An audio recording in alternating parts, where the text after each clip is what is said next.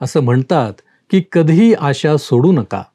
सर्व गोष्टी तुमच्या भल्यासाठीच जुळून येतात आणि जेव्हा तुम्ही आपल्या जीवनाकडे मागे वळून पाहाल तेव्हा तुम्हाला देवाचा विश्वासूपणा दिसेल. काय आपली आशा टिकणारी आणि कायम आहे?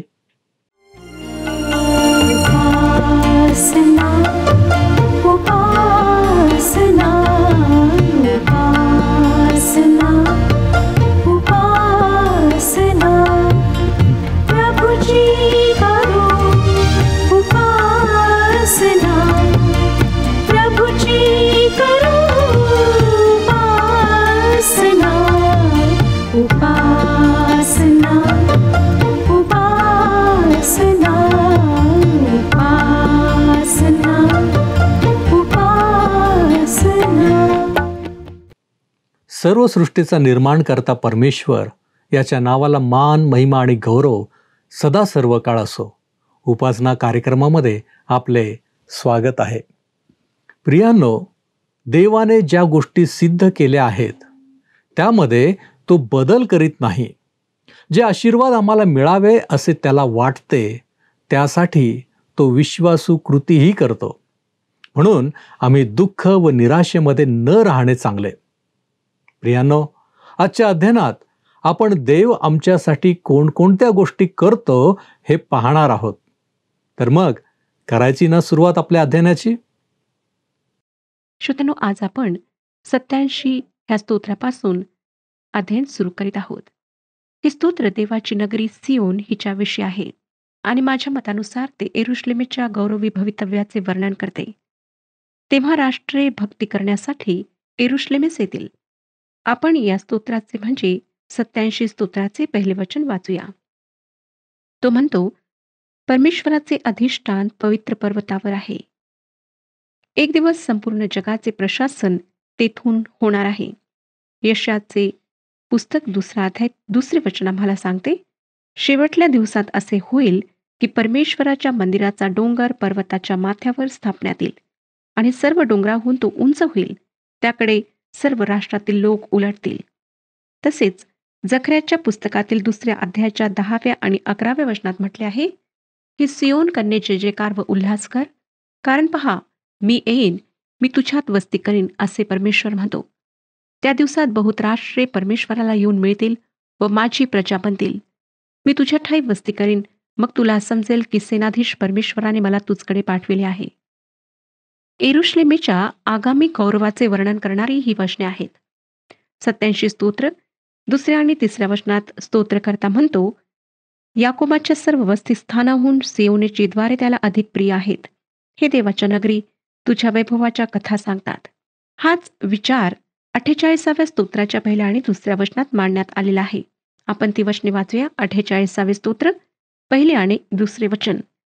परमेश्वर थोर आहे, आमच्या देवाच्या नगरात, त्याच्या पवित्र डोंगरावर तो स्तुतीस अत्यंत पात्र आहे. उत्तर सीमेवरील सियोन डोंगर, राजाधिराजाचे नगर, उच्चतेमुळे सुंदर व सर्व पृथ्वीचा आनंद आहे. अर्थातच ज्या ठिकाणी परमेश्वराचे सिंहासन आहे ते ठिकाण सुंदर, भव्य व वैभवशाली असणारच. त्याच्या वैभवाच्या कथा पवित्र शास्त्रात अनेक ठिकाणी आहेत आणि त्या कथा नव्हे तर सत्य वर्णने आहेत.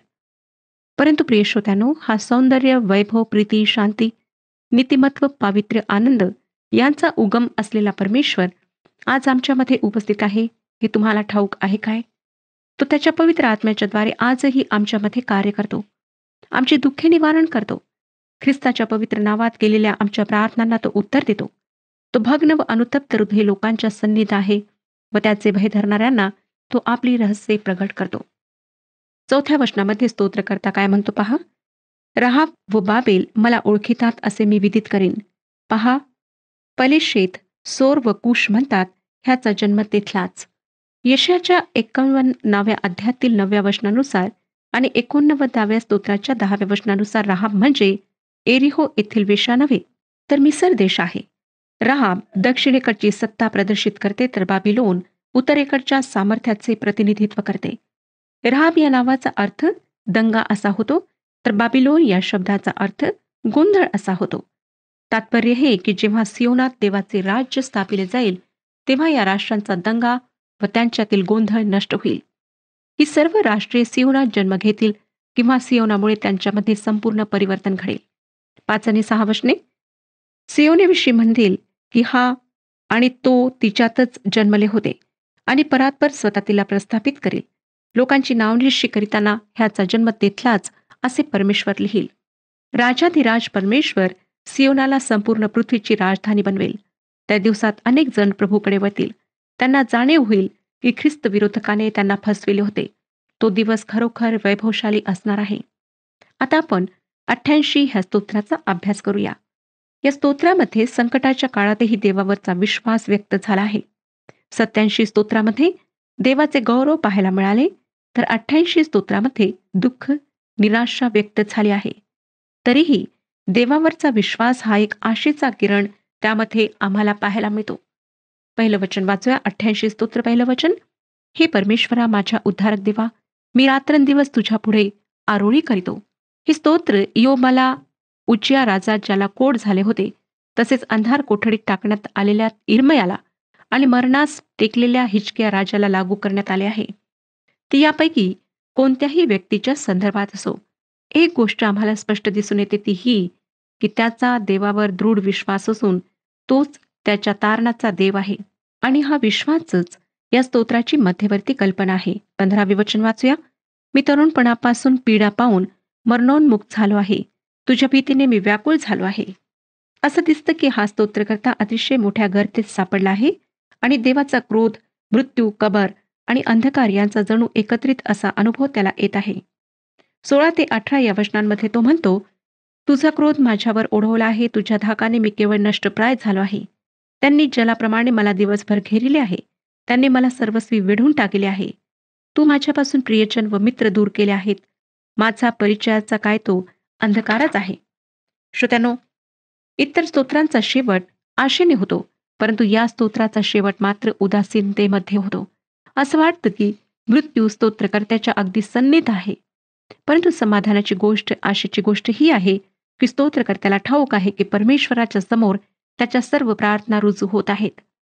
कदाचित तुमच्यापैकी काहींना इतका कठोर मृत्यूच्या समीपतेचा अनुभव आला असेल.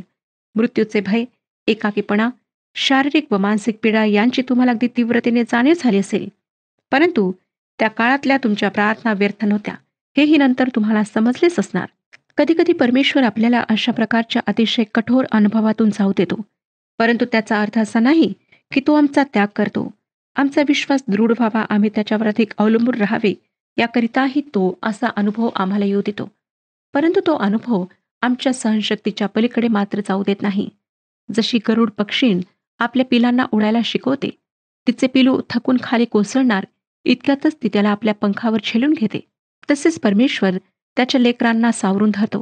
तो त्यांना कोसळू देत नाही. तो आपल्या लेकरांना यशायाचे पुस्तक 41वा अध्याय आणि 10व्या वचनात अभिवचन देऊन सांगतो, तू भिवू नको, कारण मी तुझ्याबरोबर आहे. घाबरू नको, कारण मी तुझा देव आहे. मी तुला शक्ती देतो, मी तुझे सहाय्य करतो. मी आपल्या धार्मिकतेच्या उजव्या हाताने तुला सावरितो. होय श्रोत्यानो, आपल्या संकट समयी केलेल्या प्रार्थना निश्चितच येशू ख्रिस्ताचा पिता आमचा प्रभू परमेश्वर याच्यापर्यंत पोहोचतात. तो आम्हाला कोसळू देत नाही. स्तोत्रसंहितेच्या 3ऱ्या भागातील शेवटच्या म्हणजे 89व्या स्तोत्राकडे आपण वळूया. हे स्तोत्र दाविदाशी परमेश्वराने जो करार केला होता त्याच्या संदर्भात आहे, कारण या स्तोत्रामध्ये देवाच्या विश्वासूपणावर विशेष भर देण्यात आला आहे.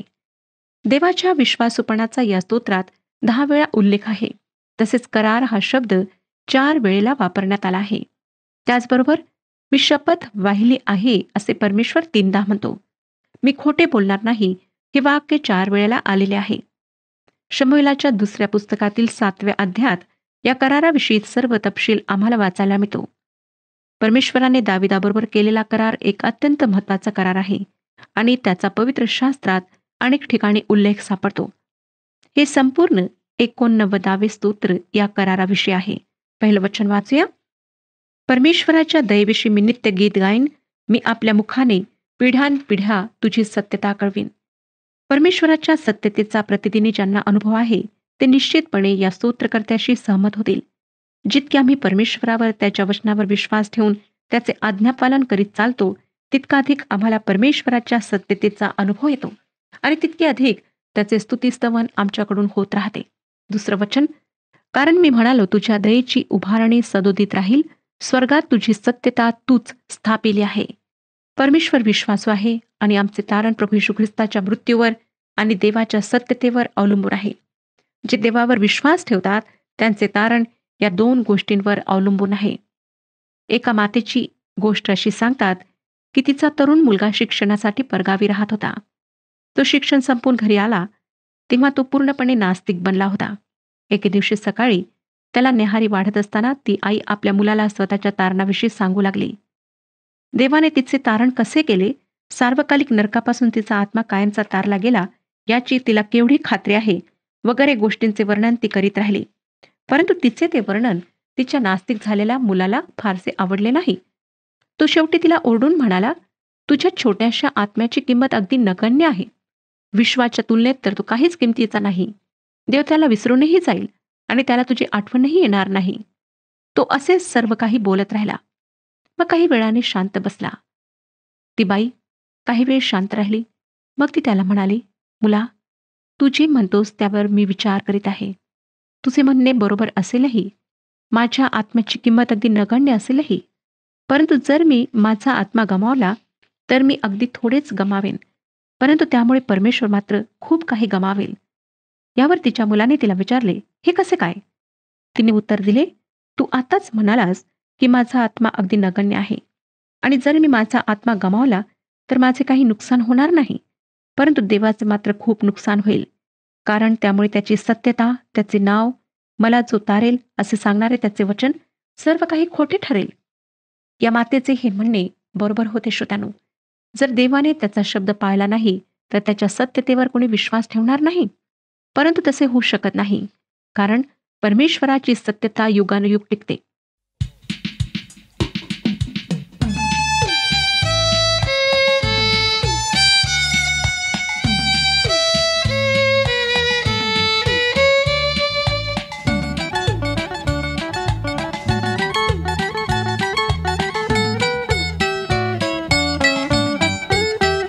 चला चला चला सारे एक वार जाऊया रे.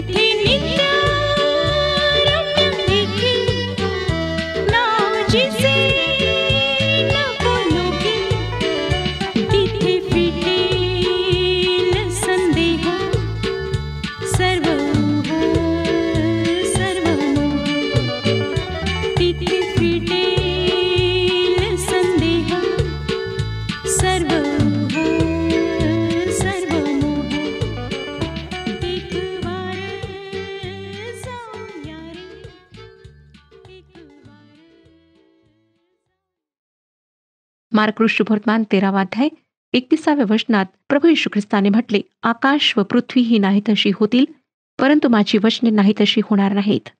तसेच यशायाचे पुस्तक 55 अध्याय 10 आणि 11 या वचनांमध्ये प्रभू परमेश्वर आपल्या वचनाविषयी आम्हाला सांगतो, पहा, पाऊस व बर्फ ही आकाशातून पडतात आणि पृथ्वी भिजवून तिला सफळ व हिरवीगार केल्या वाचून, पेरणाऱ्यास बीज, खाणाऱ्यास भाकरी दिल्या वाचून ती परत वर जात नाहीत.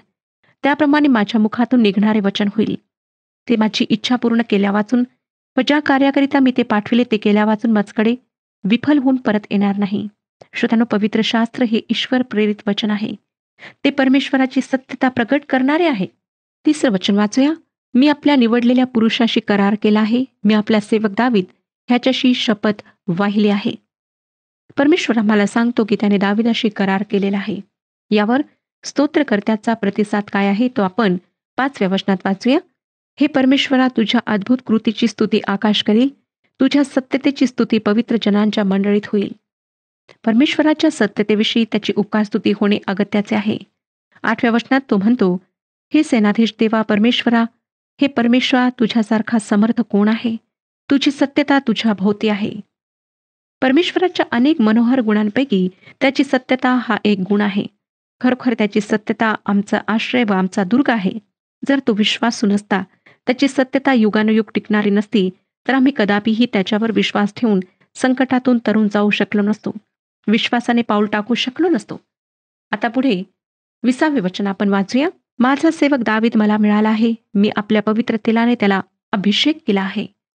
असं वाटतं की दाविदाविषयी परमेश्वर खरोखर संतोष पावला आहे आणि ज्यावेळेस त्याने दाविदाला अभिषेक केला त्यावेळेस त्याने दाविदाला दिलेले अभिवचन पूर्णत्वास नेले. परमेश्वराने दाविदाला दिलेले अभिवचन किती सुंदर आहे ते 24व्या वचनात आपण वाचूया. माझी सत्यता व माझी दया त्याच्यापाशी राहतील, माझ्या नावाने त्याचा उत्कर्ष होईल. त्याचा उत्कर्ष होईल म्हणजे त्याचे सामर्थ्य वाढेल. श्रोत्यानो, शिंग दुसऱ्या भाषांतरात हा शब्द उपयोगात आणला गेला आहे. आमच्या भाषांतरात उत्कर्ष हा शब्द आहे. ह्याचाच अर्थ की त्याला सामर्थ्य प्राप्त होईल. तुम्हाला दाविदाने लिहिलेले स्तोत्रसंहितेमधले 23वे स्तोत्र आठवतच असेल. त्याची सुरुवात दाविदाने परमेश्वर माझा मेंढपाळ आहे असे म्हणून केले आणि त्या स्तोत्राच्या शेवटच्या वचनात तो म्हणतो, माझ्या आयुष्याचे सर्व दिवस मला कल्याण व दया ही लाभतील.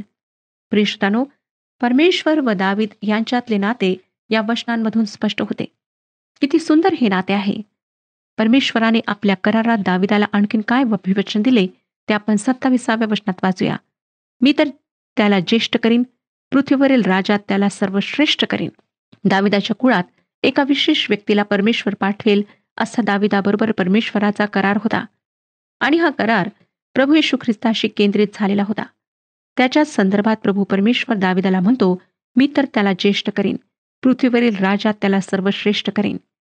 जेव्हा परमेश्वराने प्रभू येशूला या पृथ्वीवर पाठवले तेव्हा तो देवाचा एकुलता एक पुत्र म्हणून आला.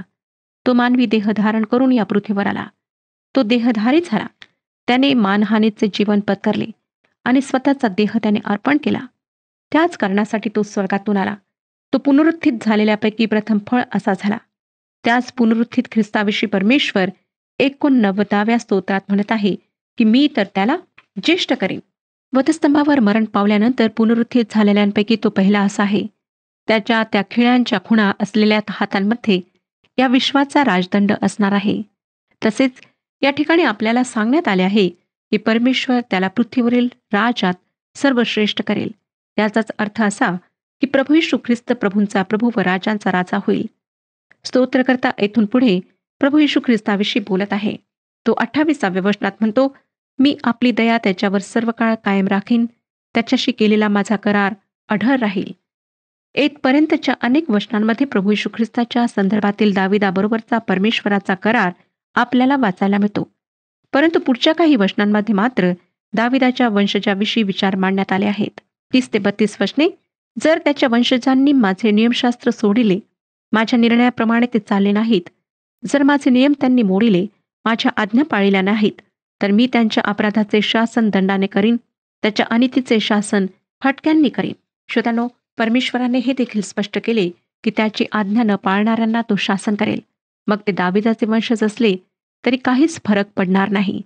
देवाच्या आज्ञा मोडल्यामुळे ते शासनास पात्र राहतील. परमेश्वर आपल्या चुकणाऱ्या बहकणाऱ्या लेकरांना शिक्षा करतो ही गोष्ट खरी असली तरी तो आपली सत्यता राखून ठेवतो, ती तो सोडत नाही. ते 30व्या वचनात पाहतो काय म्हणतो, तरी त्याच्यावरील माझी दया मी दूर करणार नाही, मी आपल्या सत्यवचनाचा भंग करणार नाही. आम्ही अविश्वासू, विश्वासास पात्र नसलेले लोक आहोत. आम्ही परमेश्वराला अनेकदा वचन देतो, नवस बोलतो, त्याला दरवर्षाच्या सुरुवातीला वेगवेगळ्या गोष्टी समर्पित करण्याची वचने देतो, पण त्यापैकी निम्मी देखील आपण लक्षात ठेवत नाही. मग त्याविषयी विश्वासू राहणे तर दूरच राहिले. परंतु परमेश्वर मानव नाही. आम्ही अविश्वासू असलो तरी तो विश्वासू राहतो. तो आपली अभिवचने विसरत नाही. तो आमच्या प्रार्थना विसरत नाही. तो आमचे अश्रू आपल्याजवळ जतन करून ठेवतो आणि तो कधीही आपली अभिवचने मोडत नाही. अशा कधी न बदलणाऱ्या परमेश्वराबरोबर जन्माचे नाते जोडून घेणे अनेक मित्र मैत्रिणी आप्त स्वकीय अवतीभोवती असण्यापेक्षा अधिक मोलाचे, अधिक फायद्याचे आहे. परमेश्वर दाविदाशी केलेल्या कराराविषयी काय म्हणतो ते आपण 34 ते 36 या वचनांमध्ये वाचूया. तो म्हणतो, मी आपला करार मोडणार नाही, माझ्या मुखातून जे निघाले ते मी बदलणार नाही. एक वार मी आपल्या पवित्रतेची शपथ वाहिली आहे की मी दाविदाला कदापि दगा देणार नाही. त्याची संतती सर्व काळ राहील व त्याचे राजासन माझ्यासमोर सूर्याप्रमाणे कायम राहील. श्रोत्यांनो, आता सध्या देवाच्या उजवीकडे जो बसला आहे, जिवंतांचा व मेलेल्यांचा न्याय करण्याचा पुन्हा येणार आहे, तो प्रभू येशू ख्रिस्त दाविदाच्या कुळातला आहे. तो दावीद पुत्र आहे. परमेश्वराने त्याचा करार शेवटपर्यंत टिकवला. 37व्या वचनात तो म्हणतो, चंद्राप्रमाणे ते सर्व काळ टिकेल, आकाशातील साक्षीदार विश्वसनीय आहे. तात्पर्य हे की परमेश्वराने दाविदाशी केलेला करार कायम टिकेल. 49वे वचन वाचूया. 89 अध्याय 49वे वचन. हे प्रभू, ज्याविषयी तू दाविदाशी आपल्या सत्यतेने शपथ वाहिली, ती तुझी पूर्वीची दयेची कृत्ये कुठे आहेत? जे हे लोक स्वतःच्या दुराग्रहाने परमेश्वरापासून दूर गेले होते, त्यांना आता परमेश्वराची पूर्वीची पवित्र समक्षता लाभत नाही. त्यामुळे त्यांना वाटतं की परमेश्वर त्यांना विनमुख झाला आहे. परंतु श्रोत्यांनो, परमेश्वर आपल्या लेकरांपासून विनमुख होत नाही, तर त्याच्या लेकरांची पापे त्याच्या व त्यांच्यामध्ये अडखण बनतात. प्रभू परमेश्वर म्हणतो की उद्धार करवत नाही इतका त्याचा हात तोकडा झाला नाही, ऐकू येणार नाही इतका त्याचा कान मंद झाला नाही, पण आमची पातके त्याच्या व आमच्यामध्ये अडखण बनून असतात. म्हणून परमेश्वराच्या दयेविषयी, त्याच्या सत्यतेविषयी शंका घेण्याऐवजी स्वतःचेच वागणे तपासून पाहणे योग्य आहे. आता श्रोत्यांनो, आपण 4थ्या भागाच्या अभ्यासाला सुरुवात करणार आहोत. या भागाची सुरुवात 90व्या स्तोत्रापासून होते आणि हे स्तोत्र देवाचा सेवक व भक्त मोशे याची प्रार्थना आहे. आपल्याला आठवतच असेल की इस्रायलच्या काही बंडखोर लोकांमुळे जरी परमेश्वराने त्यांना इजिप्तच्या दास्यातून बाहेर काढले, तरी त्यांना वचनदत्त देशात नेले नाही. त्यांना 40 वर्षे रानामध्ये भटकावे लागले. ती एक बंडखोर पिढी संपेपर्यंत परमेश्वराने त्यांना आपल्या वचनदत्त देशात नेले नाही. त्यांचे रानात भटकणे ही 90व्या स्तोत्राची पार्श्वभूमी आहे. हे लोक इजिप्तच्या दास्यातून बाहेर पडल्यानंतर परमेश्वराने त्यांना सिनाय पर्वताकडे आणले, जेथे त्याने त्यांना नियमशास्त्र दिले. मग ते वचनदत्त देशात प्रवेश करायला निघाले, परंतु त्याऐवजी त्यांना रानात राहावे लागले. ती देवाविरुद्ध कुरकुर करणाऱ्यांची पिढी नष्ट होईपर्यंत ते रानात राहिले. मोशेने त्यांच्यातील अनेकांना मरताना पाहिले. लाखो लोक मरण पावले आणि 90व्या स्तोत्राच्या रूपात आमच्या समोर असलेली मोशेची प्रार्थना मृत्यूच्या संदर्भात आहे. ह्या स्तोत्राविषयी मार्टिन लुथरने म्हटले की मोशे देवाचे नियमशास्त्र शिकवत असताना जसे वागत असे, तसाच तो या स्तोत्रामध्ये बोलताना किंवा वागताना दिसतो. जे आपल्या पापात आनंद करतात व सुरक्षितता शोधतात, त्या गर्विष्ठ लोकांना सावधगिरीचा इशारा देण्यासाठी, पाप व वाईट गोष्टी त्यांच्या डोळ्यासमोर ठेवण्यासाठी त्याने मृत्यू, पाप व दोष या गोष्टींविषयी शिकवले. हीच ह्या स्तोत्राची शिकवण आहे. आता आपण पहिली 2 वचने वाचूया. ह्या स्तोत्राची सुरुवात किती उदात्त विचारांनी होते ते आम्हाला ह्या वचनांमध्ये पाहायला मिळेल. हे प्रभू, तू पिढ्यानपिढ्या आम्हाला निवासस्थान झाला आहेस. पर्वत उत्पन्न झाले त्यापूर्वी तू पृथ्वी व जग ही निर्माण केली. त्यापूर्वीच अनादी कालापासून अनंत कालापर्यंत तू देव आहेस. परमेश्वर हा आदि व अंत आहे. तो युगानुयुग देव आहे. जगाच्या निर्मितीच्या आधी तो होता, सध्या आहे आणि तो युगानुयुग राहील. खरोखर तोच प्रारंभ व शेवट आहे. मानव तर त्याच्या हातची एक निर्मिती आहे. उत्पत्तीच्या पुस्तकातील पहिल्या अध्यायातील 27व्या वचनात मोशेने म्हटले, देवाने आपल्या प्रतिरूपाचा मनुष्य निर्माण केला. देवाचे प्रतिरूप असा तो निर्माण केला. नर व नारी अशी ती निर्माण केली.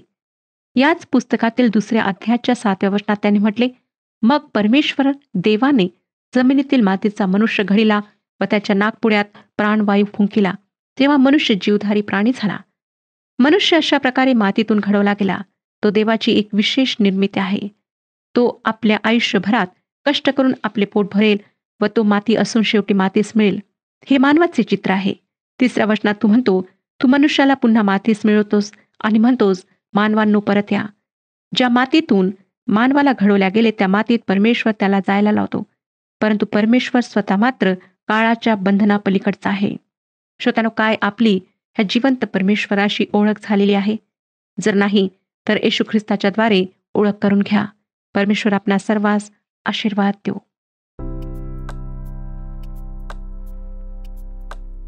मागील कार्यक्रमातील प्रश्नाचे उत्तर आहे ए.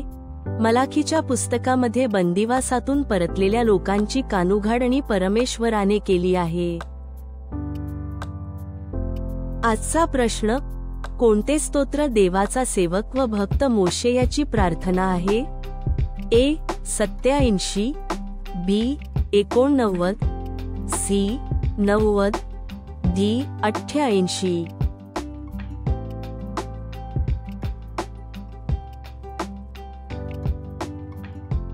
प्रियांनो, या प्रश्नाचे उत्तर उद्या सकाळी 6 वाजण्याच्या आधी पर्याय ए, बी, सी किंवा डी लिहून आपले नाव, पत्ता आणि ठिकाण यासोबत मोबाईल नंबर 7021474742 वर SMS किंवा व्हॉट्सॲप करा.